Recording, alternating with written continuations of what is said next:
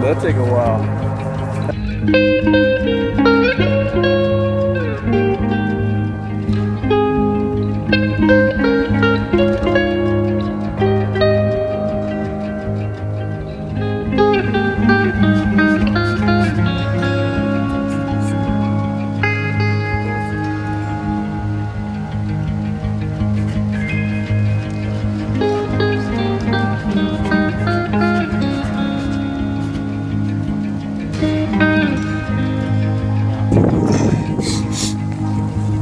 And this is how you come down.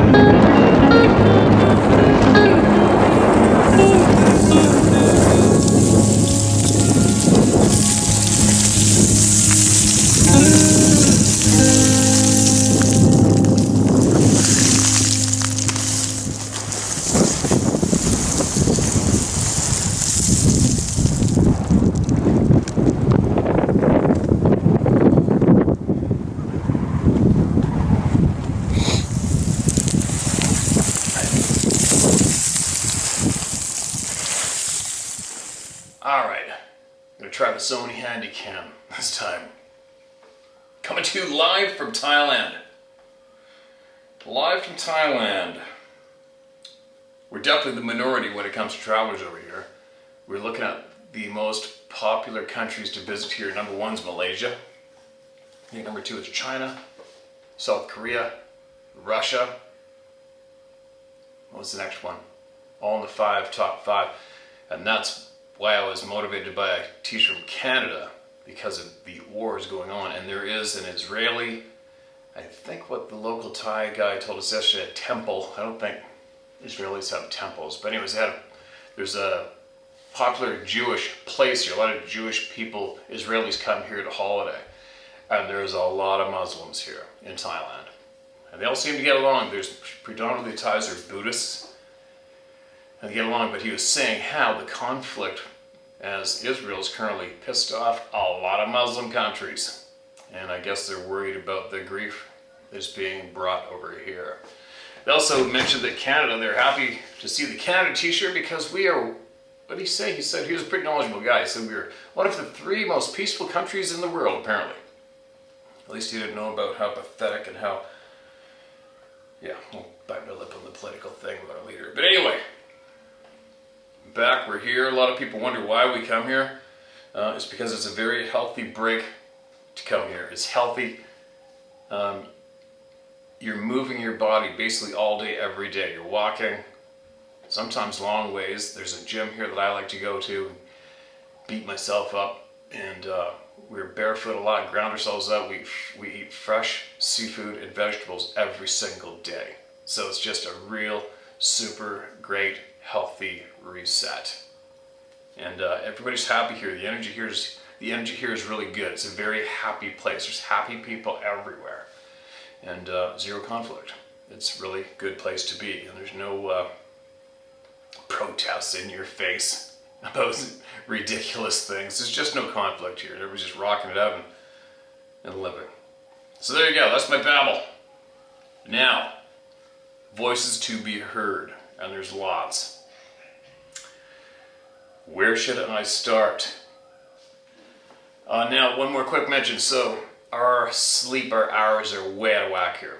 I think currently, right now, it's about, 4 in the afternoon here or something, which means it's around 2 in the morning at home, and that's our body clocks. It's a little messed up, but so I spend, when I do wake up, when I do have spare time, I listen to people who I have grown to have a lot of confidence in when it's their call in the topics that I'm interested in.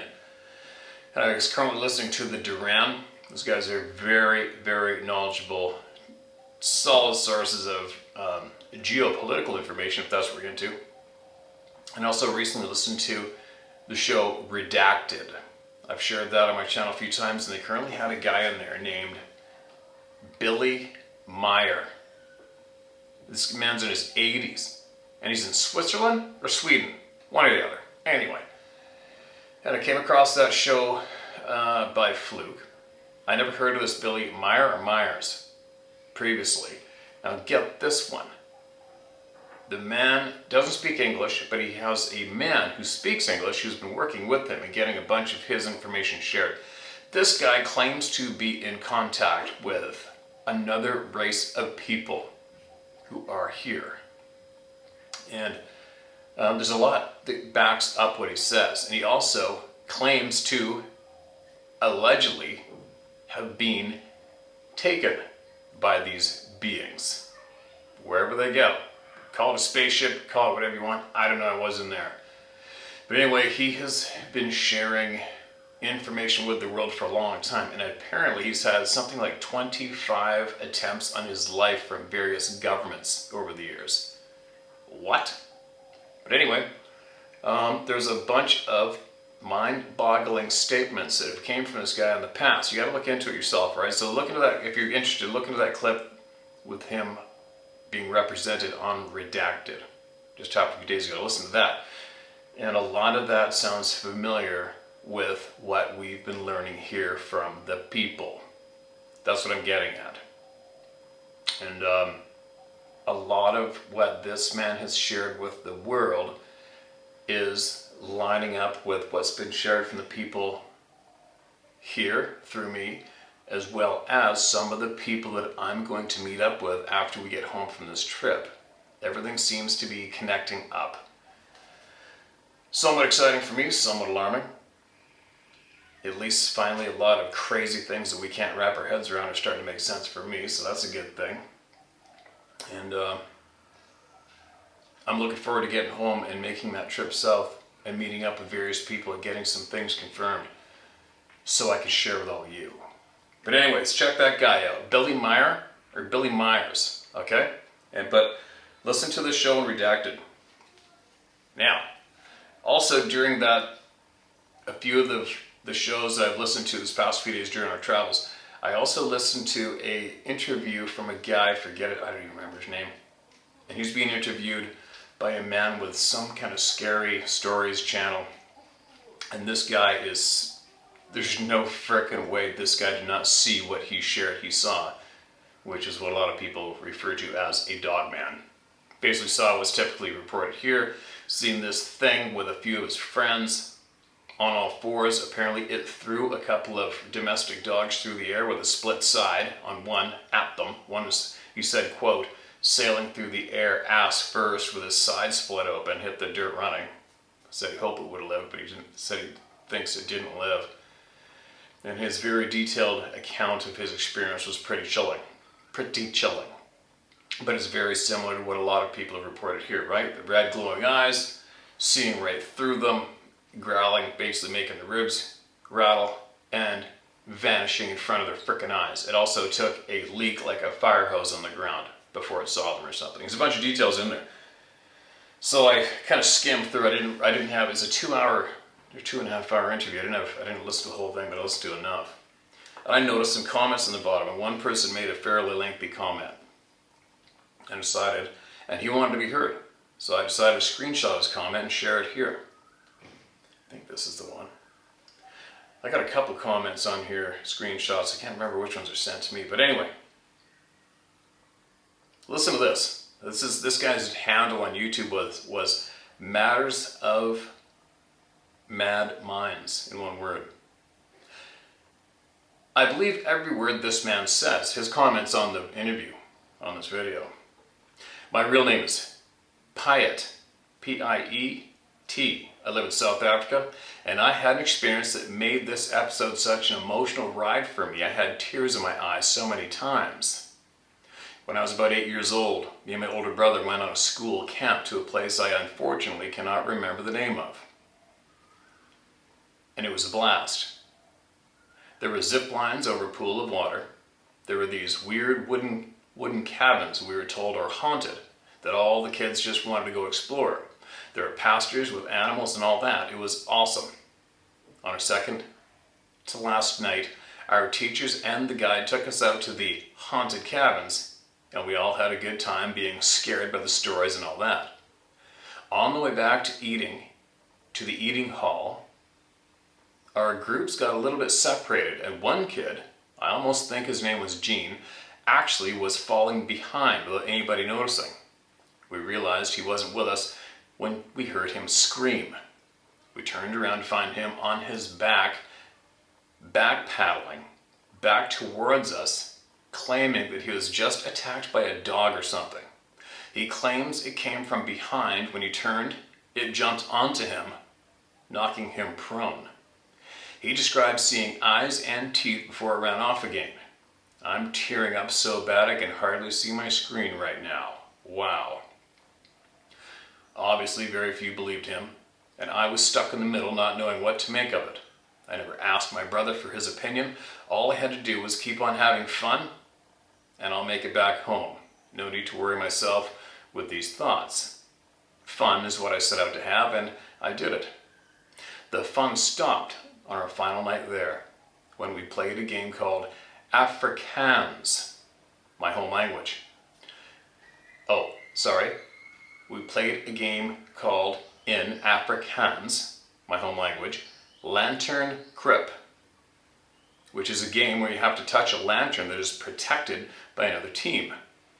This team being a few of the teachers that were with us, without being caught at night. It is a lot of fun, trust me, but caught at night.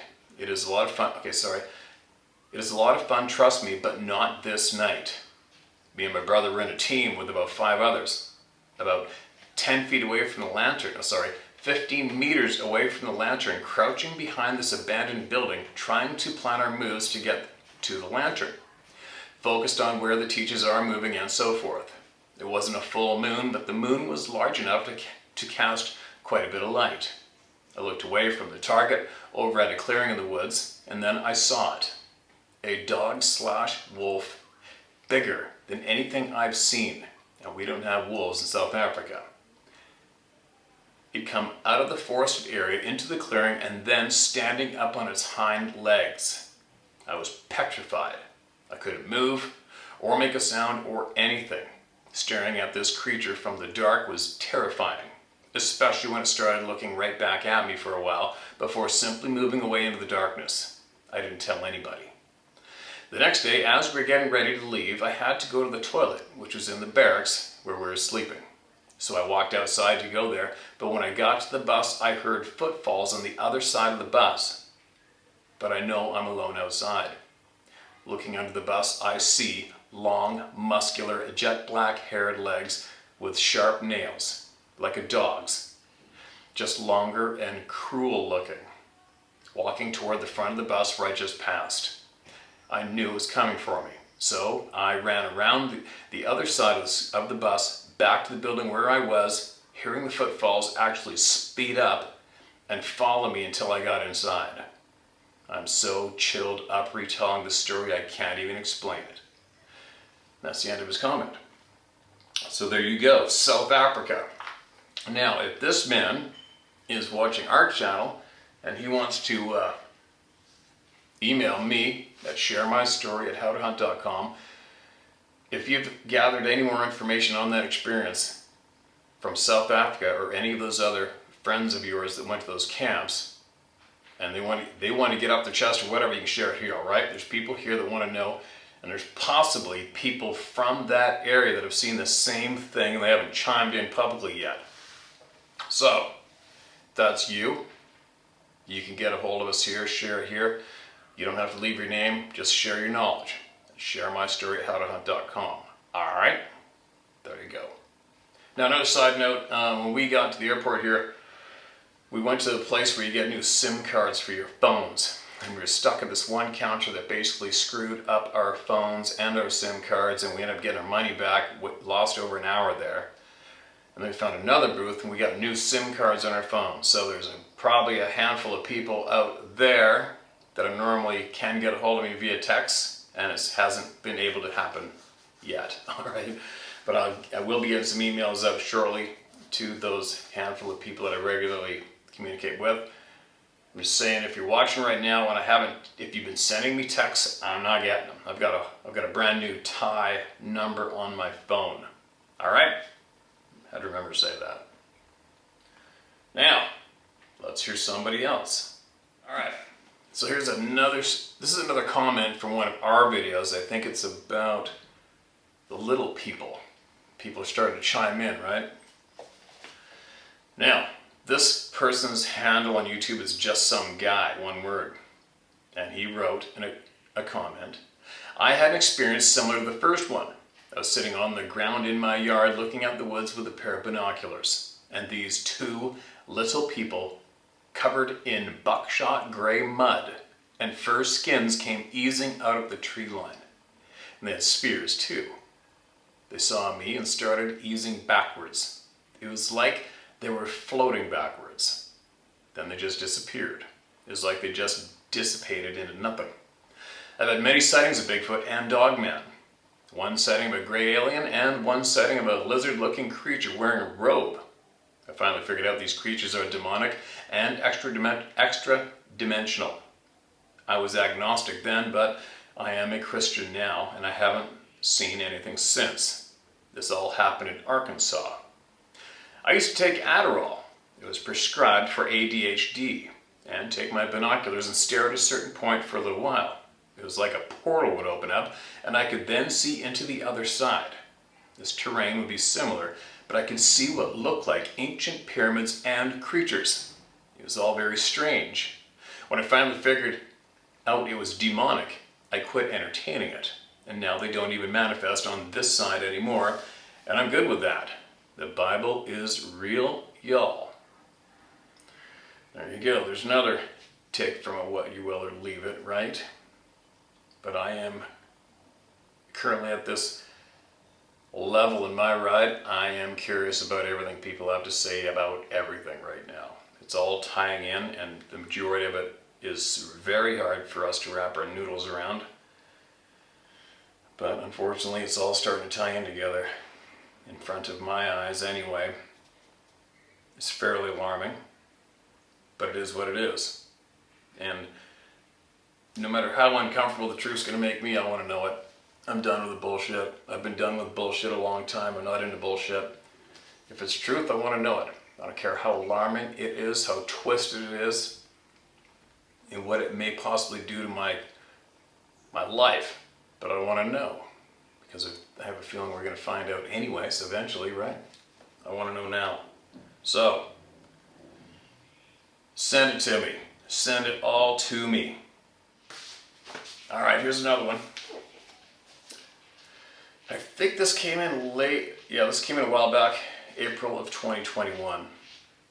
And it's a full mixed bag here, as usual, right? But at least we're getting everybody heard eventually.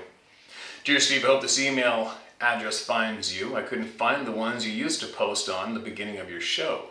I'm writing this from my office. You can use my name if you wish, but not my company. It was in the mid-'80s. I loved to hunt and fish, and it was archery elk, back when it was any elk. This is short, but has always kept me wondering. We were on the south slope of the Uinta Mountains in the Red Cloud Loop area and close to the old copper mine. That'll be Utah. We walked off of the lower ridge and split up to meet around lunch at the truck. I saw a lot of elk that day. They were always a little too far or in the thick trees. On the way back, I came upon what looked to be a grave. At that time, I thought it was quite large for a human being.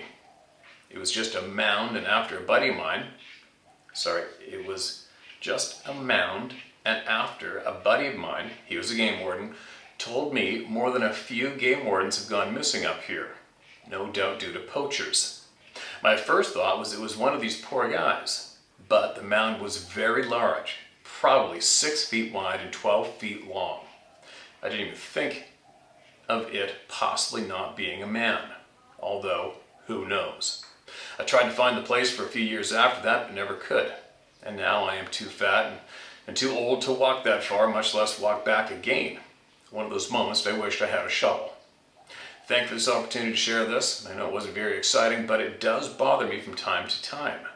I'm sorry about your friend, Mr. Macaroni. Sincerely, Roy M. Werner. Okay, Roy, I appreciate that email. And that is a curious one, right? Especially today, because recently, I think through Melba, or who knows, somebody else, whoever, we had somebody share with us that there is a native community that knows where I think there is 5 of these beings buried, and they also cautioned if you ever did come across one of these mounds to not dig into it yourself without protective clothing on. Go figure, right? And these people are completely unrelated to this channel or anything that Edgar or some of the nuclear scientists have shared with us about the potential radioactive aspect, right? There you go. But I wonder if anybody else in Utah has come across the mound. Who knows? So it might not be a bad thing that you didn't get to go digging into that hole. Right?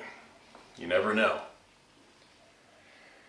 Now, who's next? Alright, here's another one. This is titled, Ninja Trained Bears Do Not Exist. Hi Steve, I appreciate your videos and no BS approach to this topic. Direct and to the point.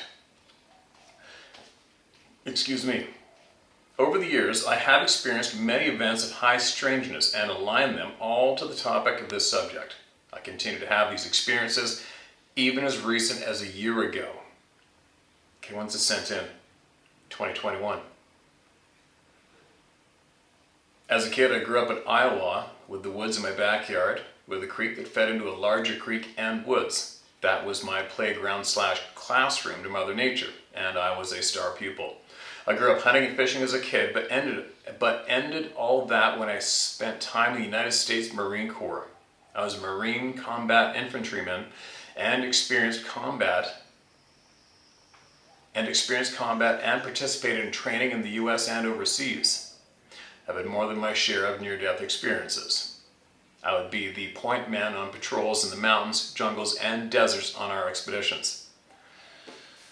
That's some nerves to do that. I love and have a deep connection to nature, and my Marine buddies knew it. That's why I was always selected to be on point for our patrols into utter darkness. I was fearless and okay with that. I was fascinated by the big guy of the forest topic, but as a kid I dismissed the topic entirely as I grew older, and I figured it was just a folklore fantasy. Well, that all changed after an unexpected weekend. Fast forward to August 29th, 2008. I had planned on enjoying Mother Nature for a late summer 3-day weekend in Northern California. My friend and I, with her Hungarian Vizsla, to stay at a national forest property called a guard station for housing California firefighters during the summer fire season. These facilities are no longer operational for firefighters, but the outlooks / guard stations are open to the public for rent. This guard station is located between Mount Shasta and the Lava Beds National Monument in a fairly logged out area. No towns, man-made structures, or any human contact of any kind. The nearest town is 40 miles away. We arrived at the guard station / cabin early evening after a 4.5-hour drive and settled in. I gave my friend the only bed in the structure as I opted to sleep on the bottom bunk bed located in the screened-in porch on the back of the cabin. That night we went to sleep. I was woken up that night by something walking on the gravel outside the structure. I sat up and peered out the screen, and I saw a deer looking at me through the porch screen as it was walking around grazing on the grass nearby. I slowly lay down and was comforted that the deer was just grazing, and since it is a prey animal, I realized it was calm, and that calmed me. I felt all is good, as they are always alert as no predators are nearby. The next day was a bright and sunny day. After breakfast and cleanup, The next day was a bright and sunny day, and after breakfast and cleanup, we opted to do a little hike in the area nearby. There were logging roads, and we found a trail to explore. A few miles away, I sensed the Vizsla, V-I-Z-S-L-A, was acting nervous. I was looking at a section of thick timber to our right that was not logged. I haven't a clue what a bizzle is. Must be a dog, right? I'll Google it up in a bit.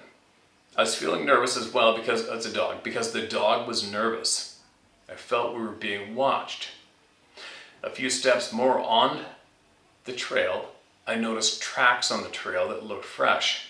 I found bear and cat tracks on the trail, so I concluded that the dog picked up a scent or was sensing something like an unfamiliar animal. I dismissed the dog's experience and mine as well. I figured it was no big deal. We continued our hike. As we got back to the cabin later that afternoon, I opted to explore the logging road that was in front of the cabin on a straight shot east, heading away for a few miles, and took the dog. This dog was my camping companion on many solo trips in California when my friend could not go due to work or project constraints. I trusted the Vizsla, and he trusted me. I've known that dog since his first day, and I was his godfather. As we walked along the road, I noticed that there were remnants of an abandoned day-use park/campground. Picnic tables with grills. There was a lack of animals, birds, chipmunks, just animal life in general. No sounds, it was odd. It did resemble some post-apocalyptic scene out of a movie. There was overgrown brush, downed trees, and tons of pine needles everywhere. It was just eerie. As we walked along, he was off leash and on voice commands. We walked a bit and we heard this odd noise directly in front and off to the right. And at the base of this large ponderosa pine, amongst the brush, it sounded like a plastic spoon being knocked against a plastic bucket, like a kid's shovel and bucket you would hear on a beach. The problem with that is that we are near the northeast corner of the state and several hundred miles away from the nearest beach. Plus, it's way too cold in Northern California to visit any beach in the summer. The odd sound was a distinctive 3 taps. The dog and I stop, we listen, and look in the direction of the sound. We looked at each other in bewilderment and looked back in the direction of the sound. We did not move forward to investigate. It was odd. We can both see the ground with pine needles, a small scrub of brush at the base of the ponderosa pine, nothing man-made, no human debris or garbage, absolutely nothing but nature. One thing I noticed in the area of the noise was that it was not in direct view of the cabin, but off to the side. The cabin was maybe 400 meters away. I felt as if we were being baited by the sound to encourage us to investigate. We turned around and went back, and that was the end of our exploration. I told my friend and explained my confusion about what had happened. I was perplexed. She dismissed it as if it was nothing. She's not from the US and grew up in Sweden and appreciates nature, but not really an outdoors person. I've had survival training, spent a good time living and operating in nature. I hunted as a kid. I feel I'm tuned into nature, but I was currently a city dweller in San Francisco working in high tech. Well, we made dinner and had a few bottles of wine into the night and we started playing Yahtzee. I haven't played Yahtzee for centuries. A lot of shit talking, laughing, and a great time just rolling the dice. The dog was asleep on the kitchen floor as we were at the kitchen table, and suddenly, the door to the screened-in porch was slammed shut with a huge force. That would make you shit yourself. I immediately jumped up to close the main cabin door that was directly connected to the porch. I completely shut the door and slid the door bolt shut. I just expected a big animal to come running in, and I wasn't taking any chances. My friend was scared shitless, and the dog was going batshit crazy with his barking. I turned out the propane lantern and we grabbed the flashlights. I said, start shining the flashlight everywhere outside to highlight the animal. We were looking for eye shine. We both were jumping to several windows in the back sides and front of the cabin. Neither of us saw anything. So I'm thinking that maybe some not so local teens were effing with us. I opened the main cabin door and stepped out on the screened-in porch and in a deep and loud voice announced, "If you idiots want to play, I will play. I've got a loaded .45 on me and other guns with a ton of ammo. I will blast at everything I see breathing and bury your body where you fall, I don't care."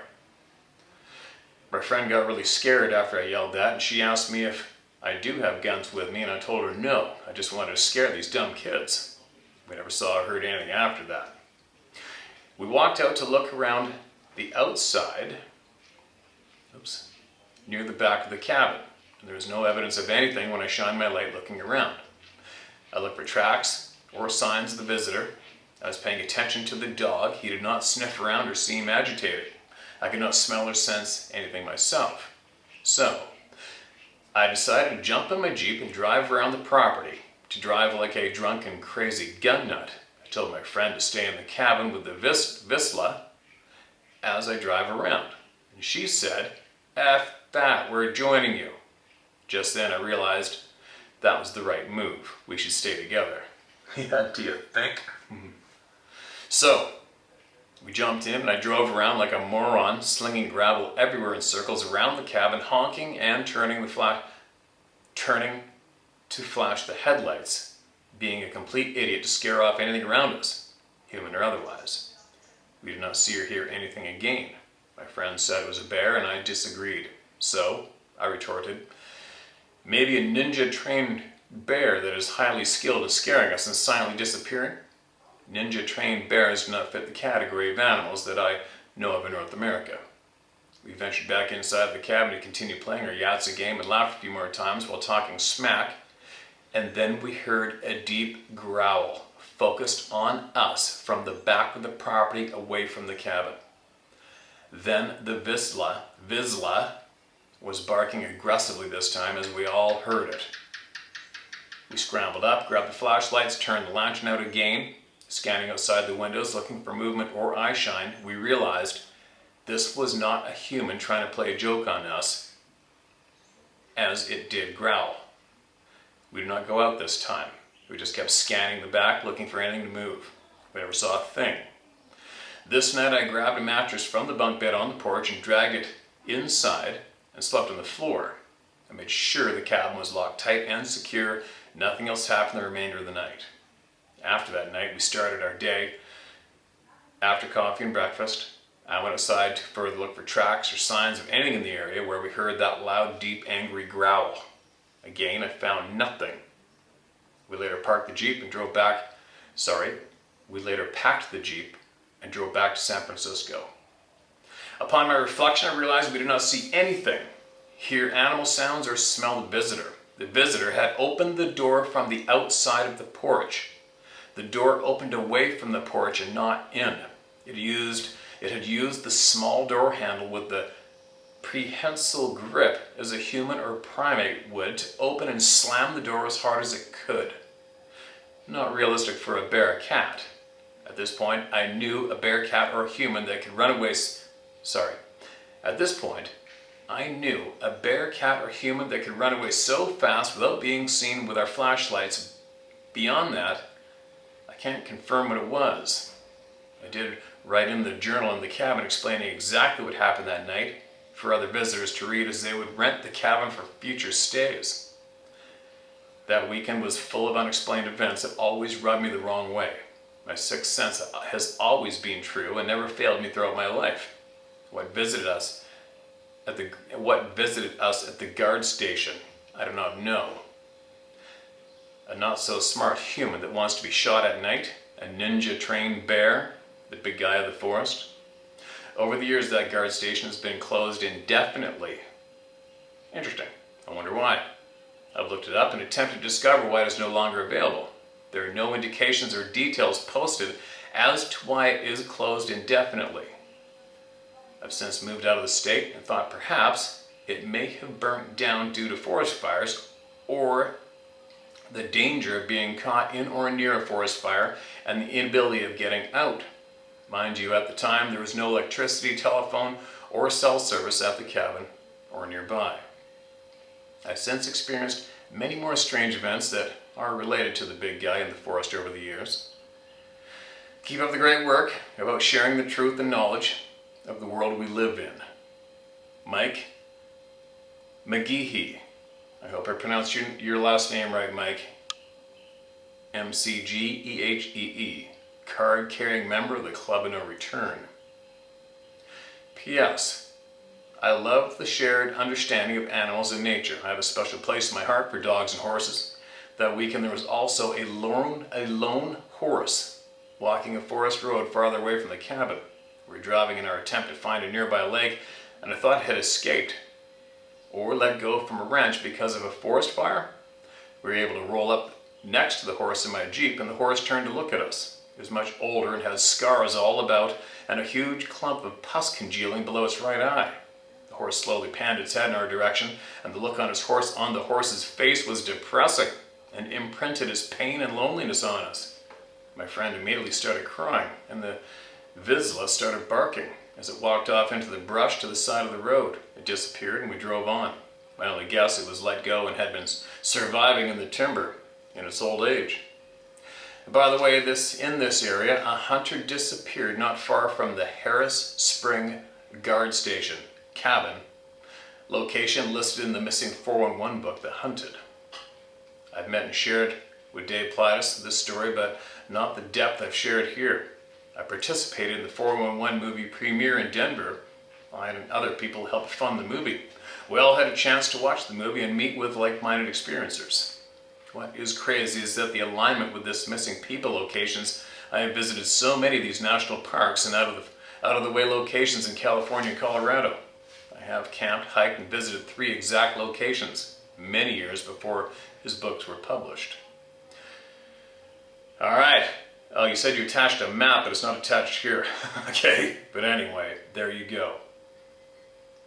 Now, I wonder how many people who have possibly stayed in that cabin are listening to this channel now, and they got something they want to chime in and share with us, right? The chances are probably right up there. Share my story at howtohunt.com. If you want to share it, if you got something you want to share to tack onto this experience, give her.